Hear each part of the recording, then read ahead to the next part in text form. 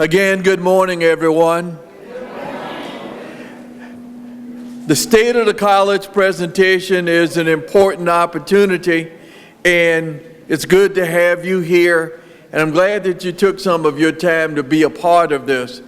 I know it was an important opportunity because my wife, who's here today, offered to prepare breakfast for me, so I guess she wanted to make sure that I was strong enough to get through it. And usually I don't get an offer of breakfast, so maybe if I can get something like this done a little more often, I'd be able to eat. I'm not going to take an opportunity to recognize all the VIPs that are here today. I'm a little nearsighted, and they're all over the room, and rather than get in trouble, I'll say that I thank everyone for being here today. Our board, elected officials from the community, appointed officials, foundation members, faculty, and most importantly, I'm happy to see so many students here today to determine what we're doing for them and hopefully how we can do it a little bit better.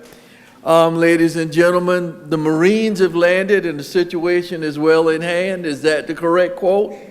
I think so. We have Colonel Alonzo Trimble, Colonel Winfred Rivera, and Sergeant Nadia Jordan here today. We thank you for your service. We appreciate what you do for our country and community. Give them a hand, ladies and gentlemen.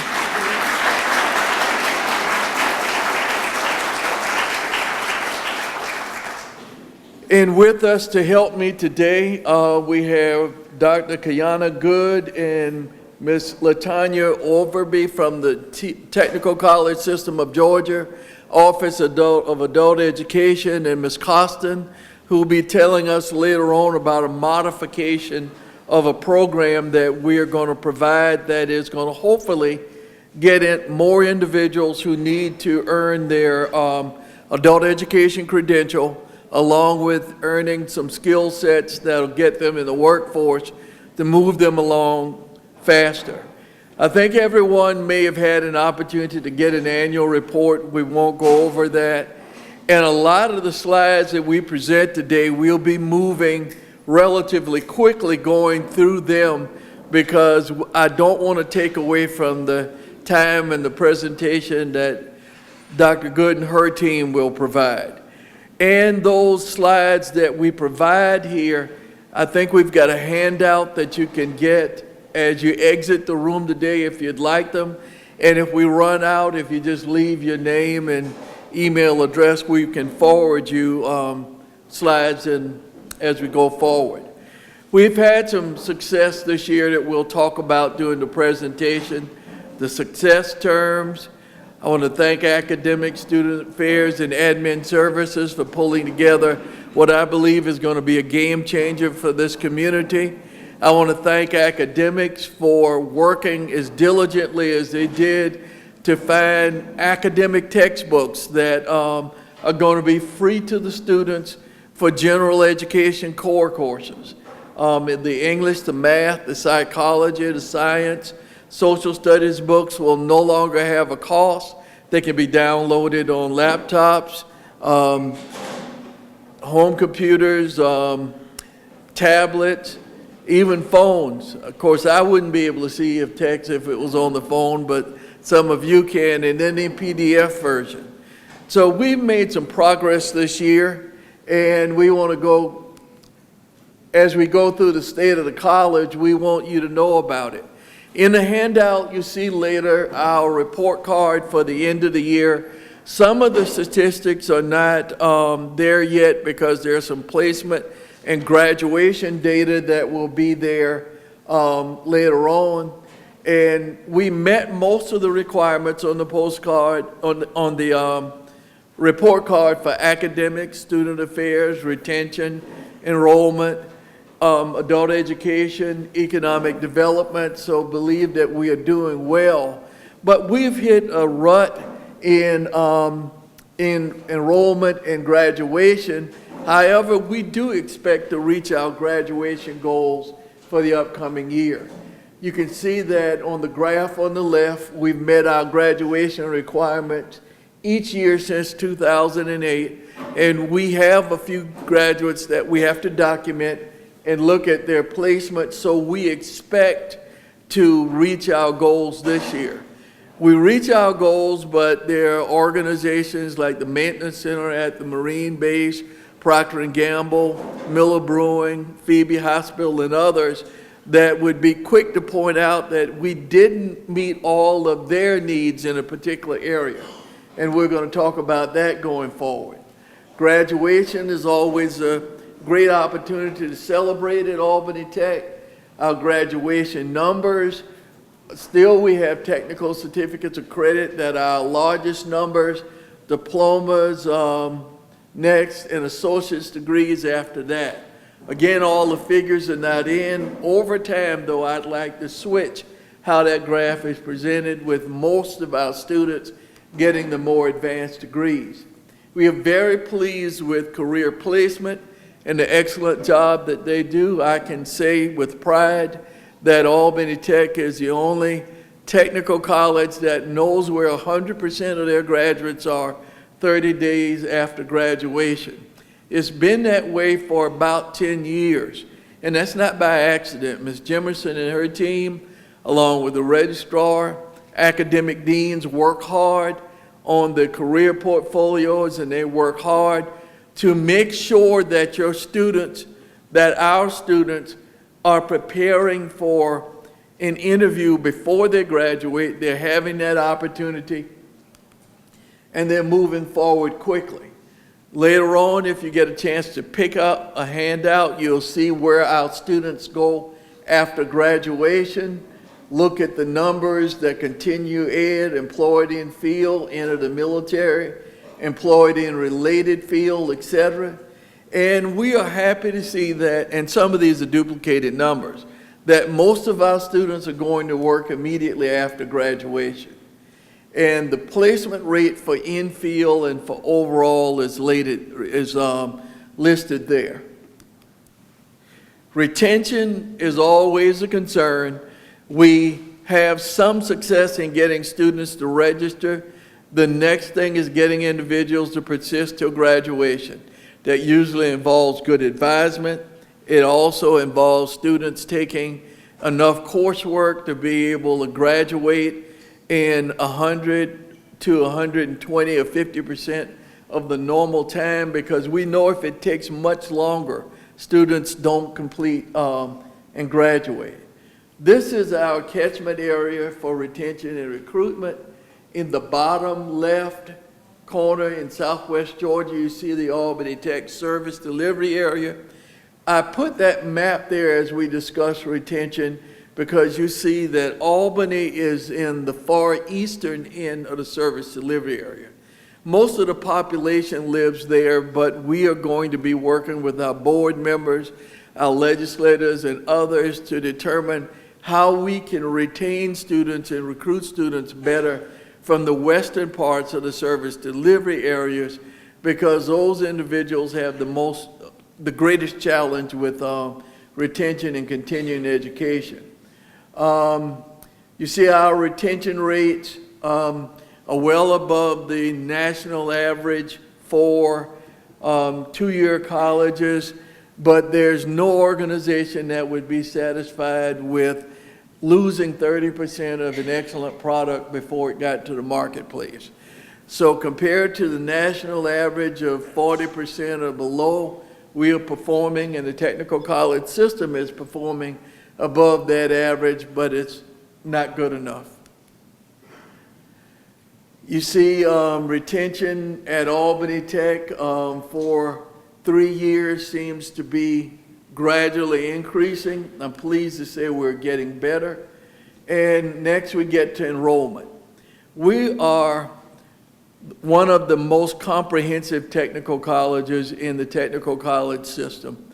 We offer substantial numbers of programs that meet workforce needs in our area. We have an 85% overlap with Governor Deal's strategic initiatives. The areas where we don't have the overlap, aerospace and the movie industry, and we just simply don't have those jobs in this part of the state. So we have chosen not to offer those programs.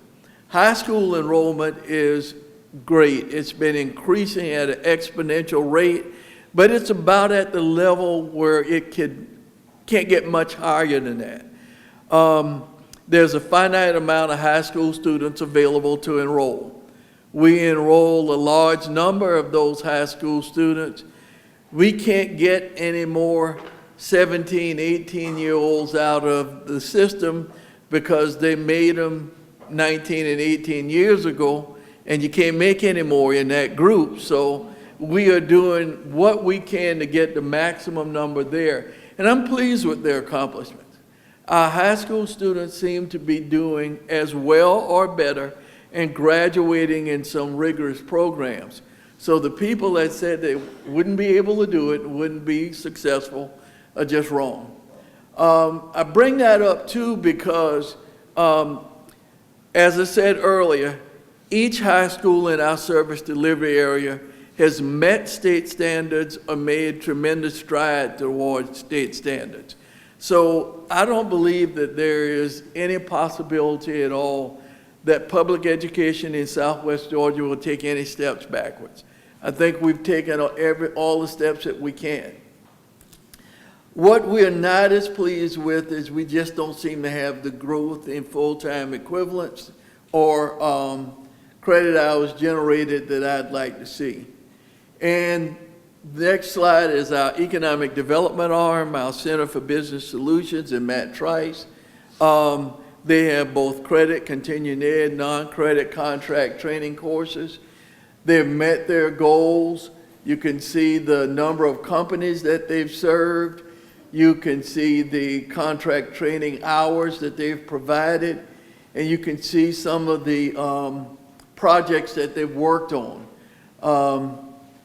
The Industrial Operations Technician Program, who Procter & Gamble has not only hired students from, but has put in at the Career Academy about 35 students last year from the counties that were represented at the Career Academy that got an opportunity to work in manufacturing, get paid for their work in manufacturing, and see if manufacturing was the job that they wanted. And adult education. That's where we're going to place our focus this morning. Albany Tech's most important program, single program, is adult education. Now, please don't get upset if you're related to, or part of, or teach in, or a student in other programs, but if our community is going to be successful, if our region is going to continue to prosper, the 20 to 40-year-old that did not graduate high school and is a little bit too old to go back has got to resolve their needs so that they can benefit from some of these great jobs.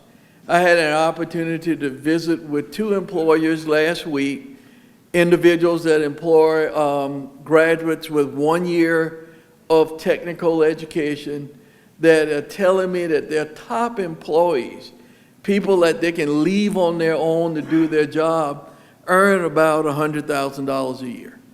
So that's not impossible to do, but it certainly would be benefiting commerce in our area if more people could do it. You see that adult education GED graduates are relatively low and stagnant compared to the number of people that need it. And at one point about 20 years ago, we graduated about 900 adult education students through the GED a year. We're just not having that particular level of success. However, if you look at adult ed enrollment, we're not disappointed with that. A number of credit hours generated, we're not disappointed with that. We warranty our graduates. That means if an employer has a graduate in a diploma or a degree program and they can't perform at the level that's agreed upon is in the course syllabus and the descriptions, that we'll re-educate that individual at no cost to the student or the employer. And we teach work ethics. Work ethics are part of what we do. Every conference I go to, every group that talks to us keeps talking about soft skills, soft skills, soft skills. We not only teach them, but we evaluate you on soft skills. We place soft skill grades on the transcript. We ask our employers to look at work ethics grades, and if you've got two students with roughly the same GPA, hire the one first that has the highest work ethics grade, because you know that individual is going to be able to be a team player, be reliable, have integrity, and so on. We're pleased that we are the conduit from for adults, but for high schools in our service delivery area to these fine colleges and universities on the other side of the screen. And we see more and more high school students take advantage of what we offer. And they can do everything while they're in high school, with the exception of nursing, rad tech, paramedicine, and maybe one or two other programs. So that means every degree that an adult could get with those exceptions, a high school student can earn. The reason they can't earn those degrees is because the licensure board just simply says they can't. Now, for high school students who want to be nurses, they can take a prep program in interdisciplinary studies, which will give them 45% of what they need. If they pass the course with an A or a B and they come to Albany Tech, within a year, we're not going to require that they take that course again. If they pass with a C and go into our nursing program, we're going to require that they take the course again, but they're likely going to pass with a higher grade the second time around. Some of our accomplishments, Frank got a new fire truck. Everybody's growing up wants a fire truck, so Frank got one. He uses it for fire science. He seemed happy the day that he got it. Our gold student and our Rick Perkins faculty member, very proud of them. They competed well last year. Successful program accreditations in surgical tech, rad tech, paramedicine, pharmacy technology, some of the more challenging programs. School of Work initiative signed with the City of Albany. Skills USA winners, implemented success terms. New program that we offered was Fire and Emergency Services, AAS degree of blending of paramedicine and fire science. We refreshed our programs so that there are older programs that the community may not be aware of because they were introduced a while back. Engineering graphics, diesel, culinary arts, cosmetology, cybersecurity, and marketing, e-commerce, and fire science. Some of our accomplishments for some of our programs are listed here.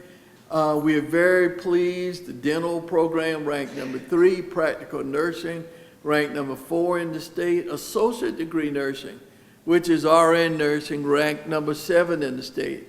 Now we're compared with 4-year colleges and universities, private colleges and universities that my faculty often tell me have a lot more money to invest in their students than we do, but our program is number 7 in the state. Looking ahead, our operating budget, it will be in your handout. Some of the upcoming things that we're going to do, hopefully we get back into the construction academy very soon, offer the new programs that come along with that, do some renovation. We are looking for IACLEA national accreditation for our police department at the college, and that way we'll be able to offer law enforcement courses with the impact of having a post-certification that will work to support law enforcement in our part of the state. They won't have to send as many students to Forsyth for training as they do right now. We are hoping to sign very soon an MOU with Mitchell County School System. It's our fastest growing high school system. They send about 50 students a day, and we're hoping to be able to go there and operate the Transportation Academy, and we mentioned some of the book costs.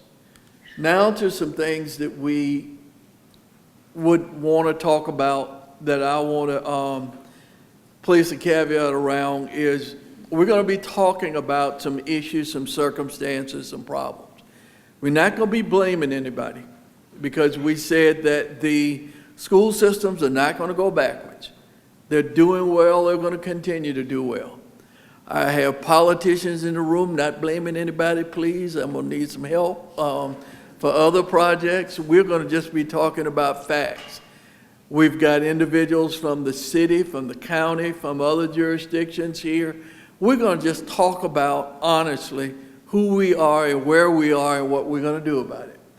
You see the population that we have. You start with the 2nd Congressional District, and I've listed the counties that we serve. Now, Mitchell County is not in our official service delivery area, so they adopted us, so we claim them. So it's just as simple as that. Adults without a high school diploma. You're going to see that this is the basis for everything that we're going to discuss later on, and I believe for the justification for what Dr. Good is going to propose. You see that all of the counties have more high school dropouts, adults without diplomas, than we would want. But you see the county in red, Lee County, is doing the best. Now you're going to see some direct correlation between keeping a student in school until they graduate and the success in the county. This is some of the demographics of the 2nd Congressional District. You're going to see at the bottom that in the tier of economic development, they're distressed. I neglected to say, and I should have said, this is a report prepared for Tim Scott, Republican U.S. Senator from South Carolina, and Cory Booker, Democrat from New Jersey. A bipartisan report that was looking at communities and what they could do about it. So this isn't a liberal report, a conservative report. This isn't a Republican report or a Democratic report. It's facts as they saw it.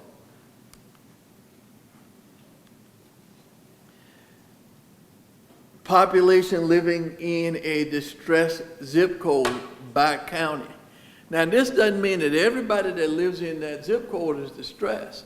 That means that there are a substantial number of individuals in economic distress that are our neighbors, almost no matter where we go. It is not something that we can avoid, with the exception of one county, Lee County. And what did we say about Lee County? It's got the largest number of high school graduates by percentage.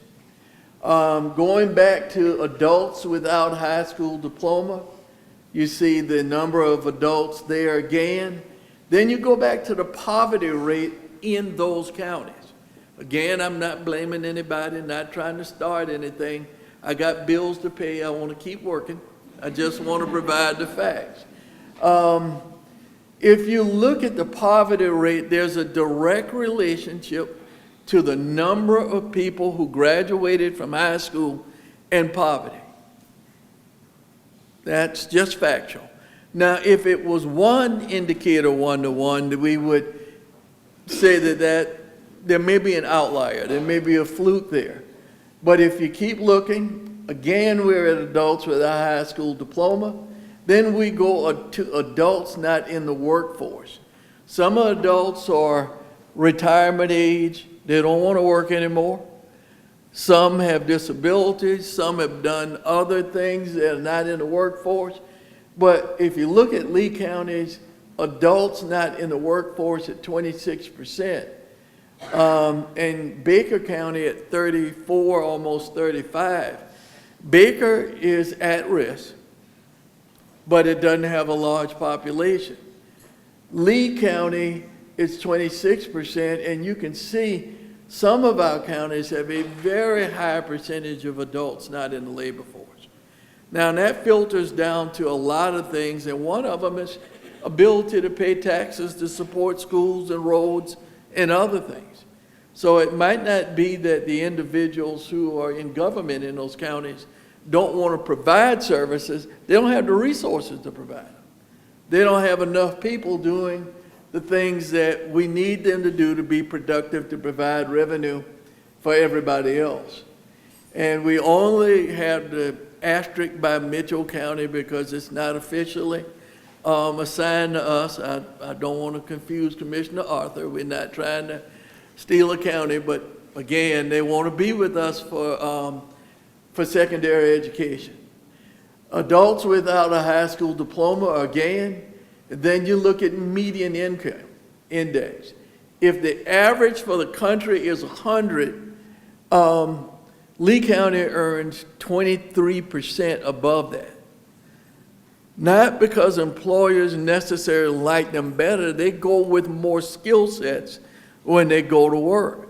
This is not related to how much employers like people. It's got nothing to do with it.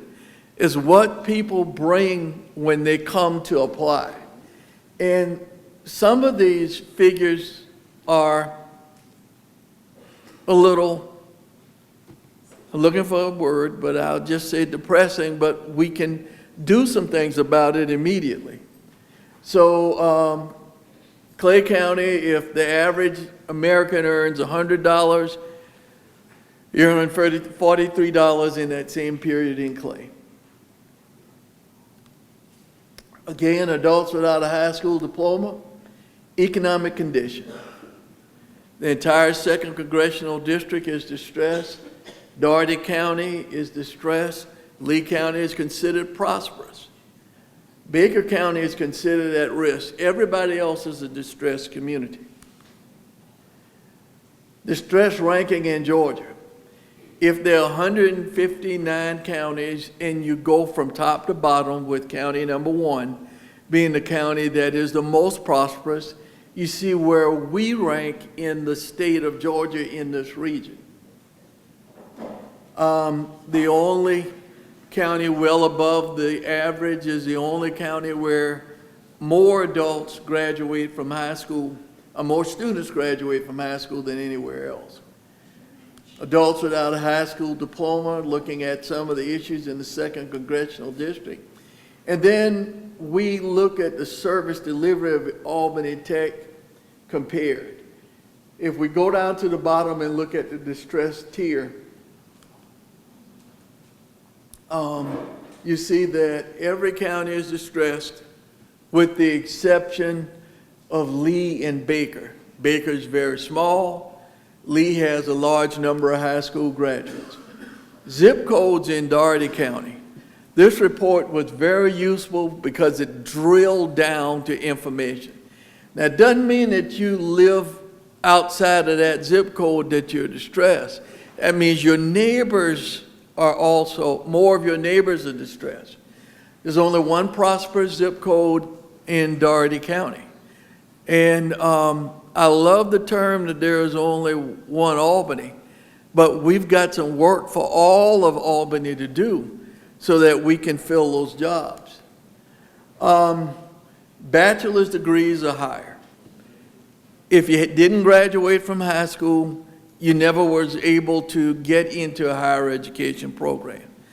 Albany Tech is a bridge along with the 2-year programs at Albany State to a bachelor's degree, but you can't take that bridge unless you're prepared to walk across it.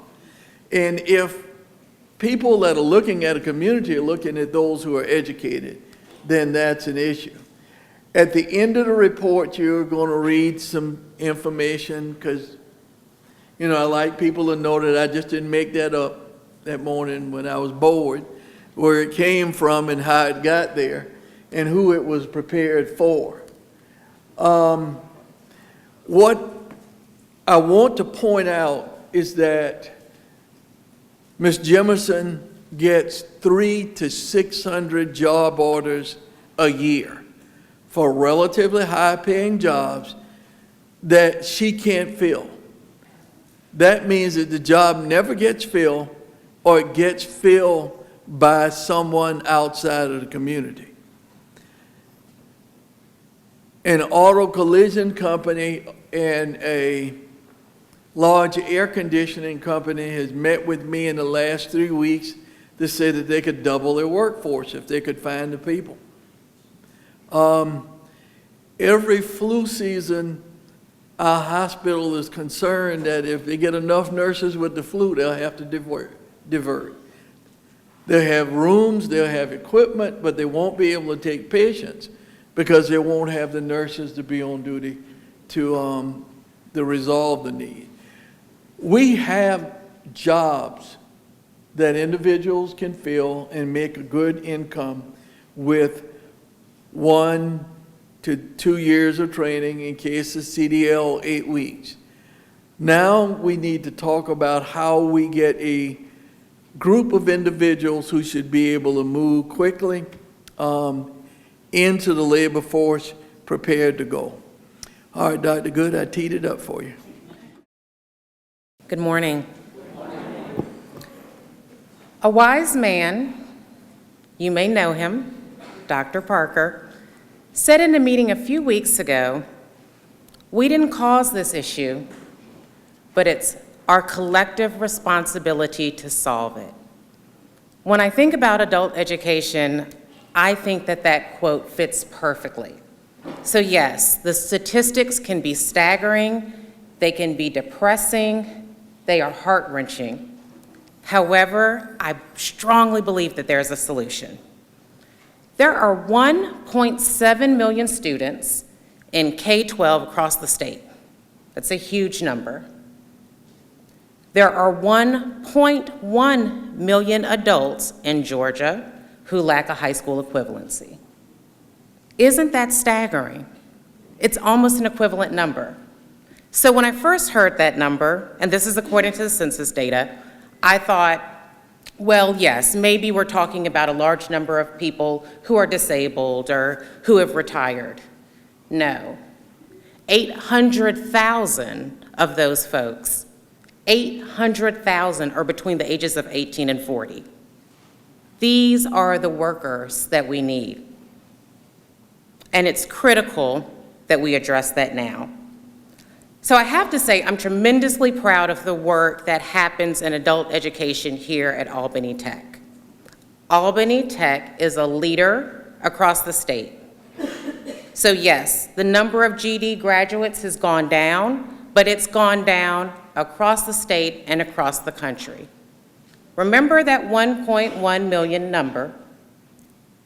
We issued approximately 10,000 GED certificates this past fiscal year. We're not going to close the gap based on one test. And that's what the GED is. It's a rigorous test. It's a nationally recognized test, but it's one test.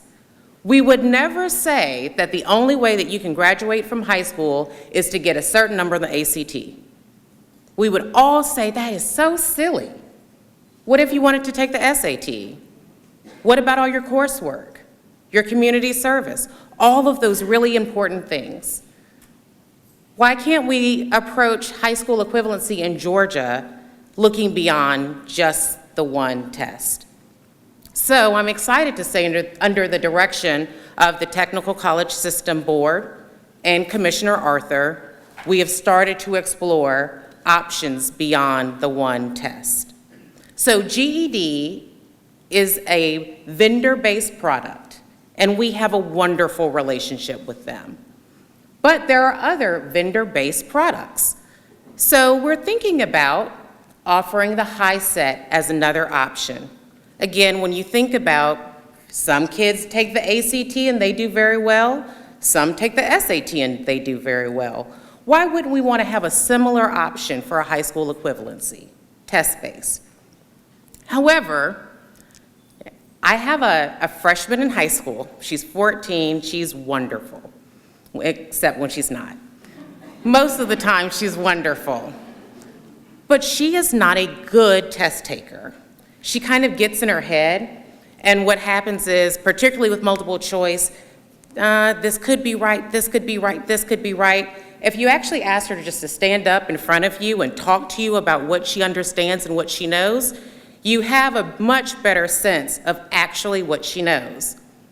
So when we think about options, we also wanted to think beyond just a test. So I'm really excited that we're also considering exploring this idea of Career Plus. So the example that I give, and you would be surprised at the number of folks who would mimic this example. We have smart folks in our adult ed programs. We have incredibly bright folks who can see their future. So imagine that you're in an adult ed program, you have 2 children at home, and you love them, and you really, really want to work at a daycare. You want to be a pre-K instructor. And you've taken the reading language arts GED, passed it, easy. You've taken the social studies, passed it, easy. You're on fire now. You've taken the science one. Oh my goodness, you're doing such a great job. You're already thinking about, your first class and teaching those little ones phonemic awareness. And you take the math and you fail it by 10 points. Okay, dust yourself off, take it again. You fail it by 4 points. Take it again. Fail it by 2 points. Do you take it again?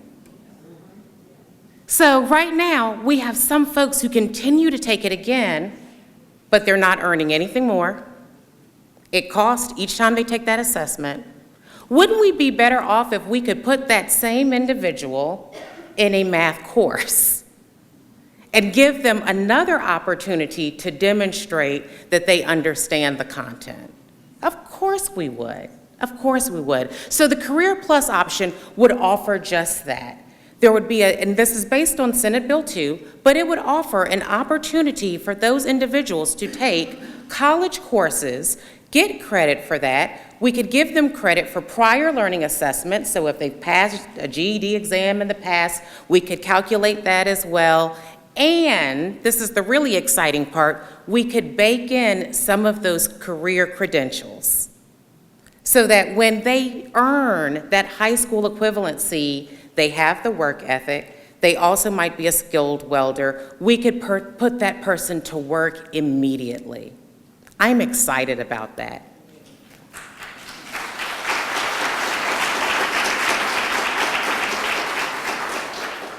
So I mentioned that we're exploring, and we are. We're past the sort of what's happening in other states and more, how can we pilot this and really ensure that what we're doing makes sense, and it makes sense for individuals, it makes sense for communities, it makes sense for the state. I am so pleased that Albany Tech has agreed to be one of our pilot sites. It was an easy choice for us because they're already such innovators in this space. They already have such deep commitment and passion to ensuring that not only are they doing this because it just makes good sense, they're doing this because it's the right thing to do at the right time. So with that, I'll entertain any questions. I also brought our high school equivalency director, Mrs. Latanya Overby here, and she can answer any questions as well.